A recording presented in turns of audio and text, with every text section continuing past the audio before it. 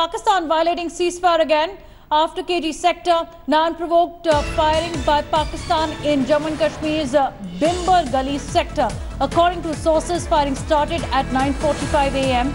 and the Indian Army is giving a befitting reply to Pak forces. Heavy shelling is still on. In yet another incident, unprovoked firing by Pak Rangers was also reported along the international border in Jammu in Ramgarh sector.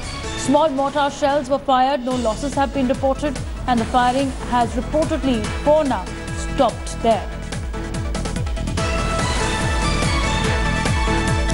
In Jammu sector, heavy firing which was reported along the international border in Jammu. The firing has reportedly stopped there in Ramgarh, but this is the second incident of ceasefire violation in Kashmir, though in Bimbar Gully sector. After in Krishna Ghati sector, ceasefire was violated earlier. We've also gotten you the story of how Indian investigating agencies are asking for assistance in judicial probe as well in the Uri attack that happened last year. Also getting reports of more proof nailing Pakistan being found after Uri. 4 terrorists were killed at Uri last week. But for Pakistan, it's back to the same script as it violates ceasefire again. My colleague Ashwini is joining us. Ashwini, what more details are you getting?